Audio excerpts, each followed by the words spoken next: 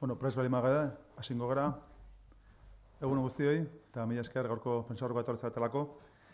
Gaurko pentsaurkoaren helburua da zuei azaltzea, gaur bertan, gaurko kontseiluan onartu dugun, 2020ko aurrekontuaren egitasmoa, tramitazioan hasten dela, eta horren balorazio orokor bat egitea. Hori izango litzateke gaurko komunikazioaren helburu nagusia. Importantea da, legealdiko lehenengo aurrekontua dalako, entzungo zen jaten esaten hori oso importantea dela legealdiari begira, lehenengoa ongi finkatzea. Gu Gipuzkoan daukagun egonkortasunaren ondorioz eta batzar nagusietan dagoen gobernu honek daukan gehiengo osoaren poderioz edo horren ondorioz, egonkortasun horrek, aurreko legealdian eduki duen horrek darrai, jarraituko du baita ere hurrengo 4 urtei begira, eta orduan aurrekontu honekin markatzen dugu baita ere legealdian izango dan ibilbidea.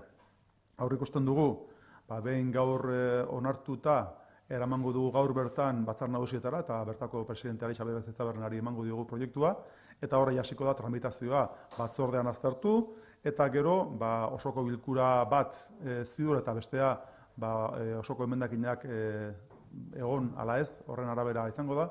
Nola nahi ere guk aurreikusten duguna da, 2019ko abenduaren azkeneko asteetan, Santo Tomas egun buelta hortan, aurrekontua onartzeko moduan gaudela. Gehiengoa izanik, hori izango litzateke prozesua. Nik emango dizkizue baita ere, zeintzu diren zenbaki nagusiak, 915 milioiko aurrekontua daukagu, ejekuzioko aurrekontu foru aldundiarena, eta horrek, 2000 aurtengo ejerzizioari buruz, azterketa edo konparazioa eginda 4,53ko hazkundea dakar. Eta beraz, 2019an aurten 875,5 milioi balin baditugu, aurten egiten dugun aurrekontuan, datorren urtera begira, 915 milioi izanik, ia 40 milioi gehiago edukiko ditugu aurrekontuan datorren urtera begira. Konkretuki, 39,6 milioi gehiago. Nik zerbait azpimarratzearren, esango nuke, aurrekontu hauek berriro esaten izuen, eta esango dizuet, markatzen dutela legealdi osoa, eta legealdi osoan, dakizuen bezala, eta askotan entzungo zen idaten, urrats berri bat egiten dugu, batipat zehar lerrokotasunaren ikuspegitik.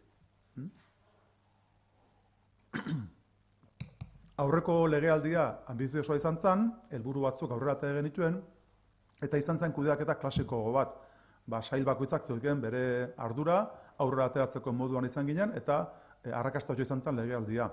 Baina urrengo legealdia, legealdi honetan, eta urrengo urtei begira, egiten ari gerana da, oraindik ere proiektu anbiziosoak kudeatu eta proposatu, eta ezinbestekoa jotzen dugu, departamentu diferenteen arteko elkarlana bultzatzea proiektu horien inguruan. Ainhoa Aizpururen departamentu berri horrek lideratuko du proiektu horien osatzea, baina ejekuzioa bera departamentu diferenteen artean izango da. Orduan, hor egon daitezkeen gora berak eta eskatuko nizuke esfortzu txiki bat egitea eta interpretatzea klabe horretan. Alegia, Ainhoa Aizpuru kudeatuko ditu, departamentu diferenteen artean gestionatuko dira eta inkluso ordainduko dira, eta hor dauden variazioak argi horretan ulertzen dira. Horren arabera ulertzen dira. Zalantzari balin badukuzue prestera bat erantzuteko, baina Javi eta bion artean saiatuko gara hortik jotzen. Beraz, zein izango litzateke aurrekontu honen definizio nagusia. Aurrekontuak dira alde batetik sozialak eta beste batetik inbersoreak. Alegia, bi kontu horietan jartzen dugu azpimarra nagusia. Ikusten dugulako gizarte politiketan egiteak egin beharreko apustua mantendu beharra dagoela, eta baita ere anbizioz jotzen dugulako inbertsio berrietara. Beraz, bi hanka horiek edukiko ditu aurrekontu honek. Alde batetik gizarte politiken erronkei erantzuteko beharra ikusten dugu, beste batetik ekonomiaren lehiakortasuna bultzatzea da bigarren helburu nagusia, eta etorkizuneko sektorei baita ere aurre egitea, eta hirugarrengoa noski baita ere da gure erakundea sendotzea batipat zorraren jetxiraren ikuspegitik. Beraz, aurrekontuak 3 atal horiek batipat defendatzen ditu eta mantentzen ditu. Esaten nuen bezala gizarte politikak, lehiakortasun ekonomikoa eta etorkizuneko sektoreak, eta baita ere zorra jetxea. Horiek dira definizio nagusiak. Para hacer una lectura general de lo que es este presupuesto, yo diría que, en primer lugar, se trata de un presupuesto inversor y social. Seguimos apostando, evidentemente, por el mantenimiento en inversión social, porque tenemos la vocación de que Guipúzcoa sea uno de los territorios de Europa con menos desigualdades sociales, y eso va a requerir la continuación en el esfuerzo y en la inversión en políticas sociales. Y luego también estamos planteando un presupuesto inversor, con un crecimiento muy importante en las inversiones, sobre todo ligadas a los proyectos estratégicos de Etorkizun Eraikiz.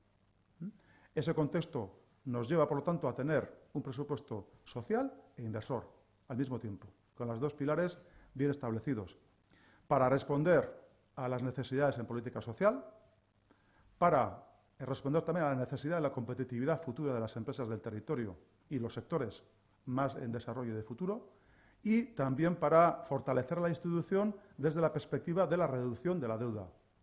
Ese es un proceso que para nosotros es fundamental, no solamente para estar más saneados en este momento, sino también para que tengamos más músculo mirando al futuro ante diferentes eventualidades que puedan venir, sobre todo mirando a la incertidumbre a nivel internacional que estamos viviendo. Entonces, los ciclos que tengan que venir, los cambios vendrán, pero que nos pillen con una institución saneada también desde la perspectiva financiera. Beraz, arlo horri jarraituz, esaten nuen, zein izango dan azkundea, esaten nuen 4,53koa dela, eta aipatzen genuen 915 milioiko zifra hori, atzekaldean ikuste duzuen pantailan ikuste duzu, ez? Historian Foru Aldundiak eduki duen bigarren aurrekontu handiena dugu. 2009an gainditzen du bakarrik, 1000 milioitik gora, 1080 milioira iritsi ginen. Garai hartan gainera, egin nuen esfortzu antizikliko importante bat zorra hartuta, eta beraz hor 2009ko horiek oso aurrekontu bereziak izan ziren, eta beraz esan dezakegu, krisi aurrekontu batzuetan gaudela, krisi aurrekoen parean zeudenak. Beraz, ikusten dut evoluzioa, pixkanaka, nola igodan urtez urte. Gero, esaten duguna da, inbertsio horri aurre egin izango diogula, guk egin ditugun aurrikuspenak, batipat dirubilketan ikuspegitik mantentzen ditugu. Dirubilketa ongi dijoa, eta aurrikusten dugu, zifroien inguruan ibiliko gerela. Beraz, arlo hortan baita ere, gizartearen evoluzioak arlo hortan aukera hori ematen digu, baina beti ere prudentzia ikuspegi batekin. Hilabetero joan beharko dugu eguneratzen, egoera ziurgabetasunak handia direlako. Gero, esan, guk Gipuzkoa kohesionatu bat egiteko eta 4 urte hauetan lantzeko eta indartzeko tresna nagusia ditugula aurrekontuak, eta 3 zutabe nagusia dauzkatela aurrekontu hauek. Gaur egungo erronkei erantzun, etorkizuneko sektorei baita ere aurre egin eta hoiei sendotasuna eman, eta aipatzen duen bezala aurrekontua bera baita ere indartu. Me centraré en este momento en la cuestión de las políticas sociales, la inversión que realizamos en políticas sociales. Hablamos de una dotación de 399 millones de euros, a la que hay que añadir las inversiones que realizamos desde la perspectiva de las políticas sociales, unidas, agregadas a esta partida general. Hablamos de la inversión que tenemos prevista realizar en Adinberri, con 7,6 millones de euros, y, por ejemplo, la relacionada con Elkarrekin Lanean, que, como sabéis, es el instrumento fundamental para ofrecer un trabajo digno a las personas en riesgo de exclusión. Esa partida de 1 millón se suma también al presupuesto general, que supera, por lo tanto, los 400 millones de euros, el destinado a política social. Y llegamos a un máximo histórico con casi la mitad del presupuesto destinado a políticas sociales, y hablamos de que si el año pasado teníamos 542 millones, esta vez tenemos 566 millones destinados per cápita a políticas sociales, 566 euros per cápita, y en comparación, por ejemplo, con el destino per cápita que se hacía en 2015, hablamos de que 108 euros por persona se incrementa el presupuesto en política social a partir de 2015 mirando a 2020. En 5 años es un incremento per cápita de 108 euros. Es un incremento muy importante. Y ahí se observa perfectamente cuál es la evolución de la inversión en políticas sociales. Gero, etorkizuneko sektorei buruzko enfoke hori aipatzen nuena,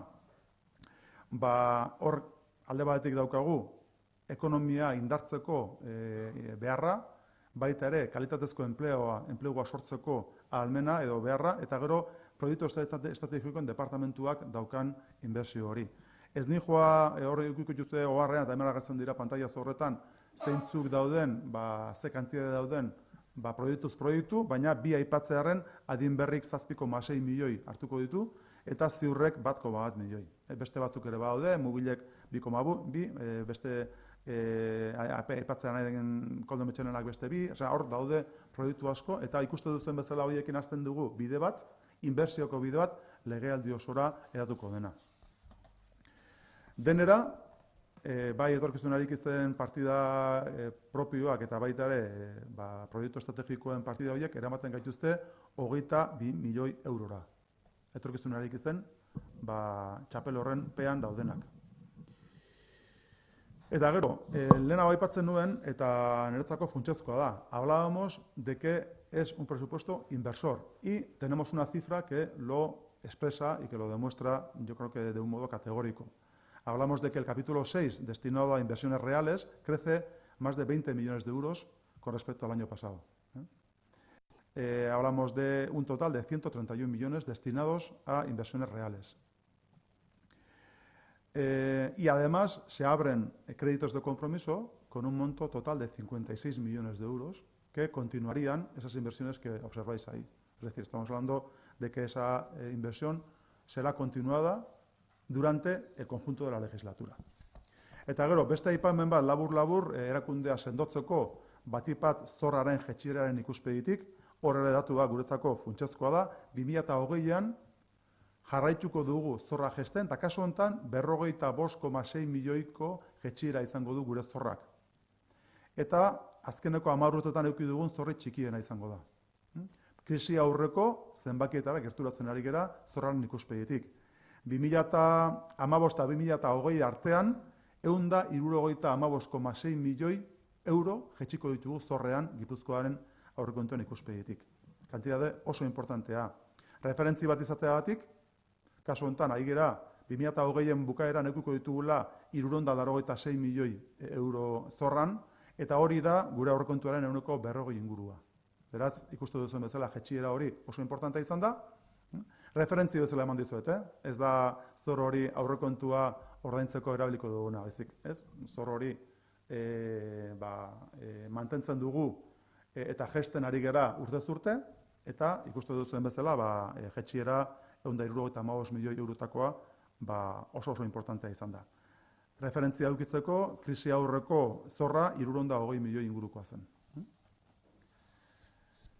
Eta gero, nire ustez, niretzako datu hau oso argigarria da. Izan ere, kudeaketa on batek gero onurak ekartzen dituelako erakundearentzako. Eta guk 2012an ia 19 milioi ordaintzen genituen, bankuei ordaintzen genien interesetan. Eta orain ordainduko diogu 6 milioi. Herena. Es muy importante subrayar el hecho. En 2012 nosotros estábamos pagando todos los años 19 millones de euros casi a los bancos. En este momento será una partida de 6 millones de euros. Bajamos a 1/3 lo que en este momento destinamos al pago de intereses en la Diputación. Eso es directamente proporcional a la reducción y a la fortaleza que tiene nuestra institución desde el punto de vista de la negociación con las entidades financieras. Yo creo que eso es un dato muy significativo. Eta horiek pixkat dira nire irakurketak, hortik aurrera igual Javi, ziatasunetara joan da. Oso ondo, kaixo egun ondanoi, eta pixkat dagoeneko ezautzen dezue grafiko hau, pixkat gure aurrekontuen gure diru bilketa nola partitzen den aurkezten duna. Eta dakizuen bezala, gure zatik handiena, 130 inguru juten da Eusko Jaurlaritza, beraz, 5.307 milioitan baldin badaukegu aurrekontu oso bezala, hortik 3.505 Eusko Jaurlaritza jungo lizke, 536 jungo lizke udaleta, udal foru funtzan bitartez, 378 milioi jungo lizke kupo bezala estadura, eta 915 izango litzateke gure kudeaketako gure aurrekontu propioa. Gipuzkoako foru aldundiko aurrekontu bezala. Ikusten dezuen bezala, aurrekontu oso bezala, benetan egoera oso ona bizi izan dugu azkenengo urtetan, eta hemen batez be oso importantie da egoera honetan gauden bitartien, eta hau da pixka guk historikoki kulturan eta gure etxetan ezautu deuna, Diputatu Nagusiak esan duen bezala, egunerokotasuneko beharrai aurrein, eta hor gizarte politika da gure behar importantena, apustu egin lehiakortasun ekonomiko hori mantentzeko eta etorkizuniene kapaz izateko, ekonomi indartsu hori izateko, baina era bertan hirugarren helburu bat baita ere, eta lehentxo ikusi dauna, erakunde bezala indartzen joan, batez be zorra jaitsiz. Beraz guri iruditzezaku, momentu hau aprobetxa deula eta aprobetxatzen nahi gehala erantzukizunez 3 helburu horiek, 3 lan ildo horiek lantzeko. Hurrengo grafikoen ikusilik euia departamentuz departamentu zein izango litzateken aurrekontu horren banaketa. Eta hor, importantia da, garrantzitsua da, kontuen izatie lehen Diputatu Nagusiak esan duna, eta da, sartzen geha, beste enpresa asko bezalaxe, proiektuzka lan egiten. Sartzen geha, transversalidade hortan, eta beraz, proiektu horiek lantzeko orduen, hemen ikusiko dituzue, proiektu ezberdinek, segun nun kokatzen dien, hazkundieke hala diela. Beraz, importantia da ulertzie, zein dan espiritu zein izangoan gure lan egiteko modue, ze horrek, eta ezintzun beste erabatea izan, aurrekontuen bere reflejo dauke. Beraz ikusten badezue, alde batetik ikusiko ezue Diputatu Nagusien alorrien euneko 10,83ko hazkunde bat daola, eta etorkizuna eraikiz, esan nahi dut hortik pilotatzen da, transversalidade hori, etorkizuna eraikizen inguruen dauden proiektu denak, baina ikusiko dituzue baita ere, proiektu ezberdinak, bai kulturan, Koldo Mitxelenak eukileiken pisue, bai mugikortasunien adin berrik dauken pisue, beraz ikusiko dituzue aipatzen ditutan departamentu hauetan hazkundiek, baina baita ere ikusiko dituzue gizarte politikatan jarraitzen deula inbertsio oso importantiekin, kasu honetan ikusten dugu 2,44ko hazkunde bat dala, eta ja hazkunde asko damazkigu, eta lehen ikusi dugu per capita, hau da, personako inbertsioek gizarte politikan nola jundan azkenen urtetan, 108 euro gehiago 2015-etik, baina baita ere, adibidez, ikusiko zuen naturklimako proiektue ingurumenekoen. Baina beharrak gizarte politikan apustuek etorkizuna eraikitzen gain, gu jarraitzen dugu baita ere personatan eta teknologitan inbertitzen. Eta hori, bakarbi ikusileike baita ere, bai gobernantzan, eko departamentuen eta baita ere ogasuneko departamentuen. Hor jarraitzen dugu, etxie indartzen, bai personan ikuspegitik, taldie sendotzen, etorkizuneko erronka horiei aurreiteko, baina baita ere teknologien inbertitzen gure gizartiei zerbitzu on bat emateko. Eta pixkat askotan visualizatzeko, ona izaten da baita ere personaka, hau da, biztanle bakoitzeko, Gipuzkoako biztanle bakoitzeko, ikusti ez zenbat inbertitzen nahi gehan. Eta hor, ikusten dezue gizarte politikan, lehen Diputatu Nagusiak aipatu duen bezala, 566 eurota iritsi geha. Eta jarraitzen dugu. Hau da, benetan oso inbertsio importanti egiten dugu gizarte politika bezala, eta ikusten dituzue baita ere, beste apustu oso importantiek,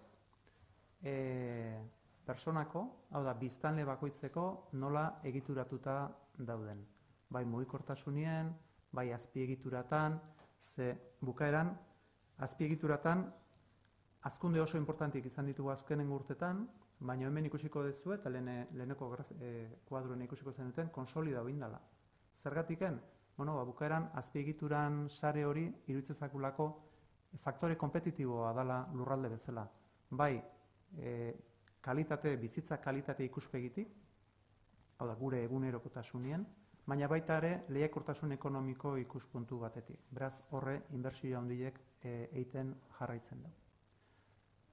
Beraz, aurrekontu hauek izango lizke diputatu nagusiak esan duen bezala gaur eguneko beharrak betetzeko, etorkizuneko apustuek egiteko eta baita ere erakundie indartzen jarraitzeko. Behin ez dugu asmauko, aizien noiz aldaukon, zergatik edo ze intensiadetan aldauko dun, baina gure responsabilitatea da eta gure egin beharra da momentu hortako prestatzea. Momentu hortako prestatzea bai etorkizuna beira, inbertsio horiekin, baina baita ere erakundien sendotasun batekin. Eta iruditzezaku aurrekontu hauek, aurreko urteetako bezala, benetan helburu horta juten lagunduko digula. Eta besterik gabe? Galderari baldin bagozen.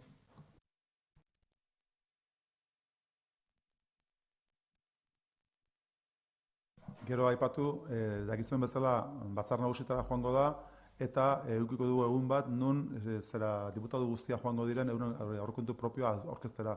Hor, edukiko duzu aukera baita ere, xehetasun dataz hartzeko, bali badago kezkan bat, galderan batola, hor, detaile gehiagoekin ezagutzeko aukera egingo da batzar nagusietan.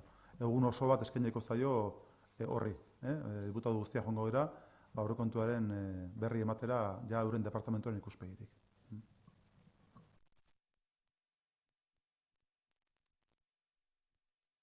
Bai. Tema patrimonio sucesioa bakizte. Hor dagoela pixkat eztabaida. Gipuzkoak ze izan beharra dauka. Ze esaten duzue?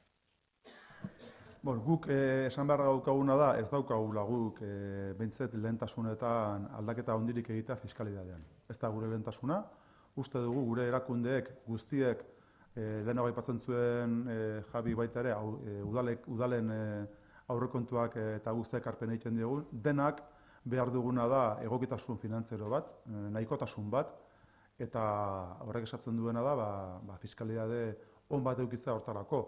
Aldaketak, gure burua izten dugun aldaketei, segurunez ez, baina ez da gure lehentasuna une honetan sartzea lasterketa batean fiskalidadea aldatzeko eta gure fiskalidadea eta bere intensidadea eta bere bere errekaudazioa jesteko lasterketa batean ez daukagu bokazio hori sartzeko. Hori da izango litzateke nire erantzuna. Bai. Yo lo que tengo que decir en torno a la fiscalidad es que desde el punto de vista de la Diputación Foral de Guipúzcoa no es nuestra prioridad empezar en este momento a una carrera de reducción de tipos y de reducción de la presión fiscal. Nosotros pensamos que el conjunto institucional, empezando del Gobierno vasco hasta los ayuntamientos, pasando por la propia Diputación, requiere una suficiencia financiera. Necesitamos los recursos adecuados para hacer frente a los retos que tenemos como territorio y como país.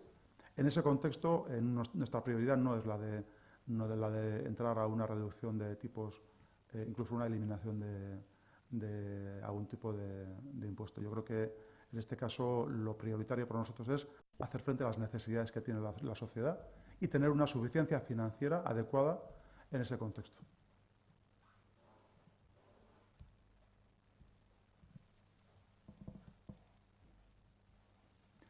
Hortik aurrera, eskerrik asko guztioi.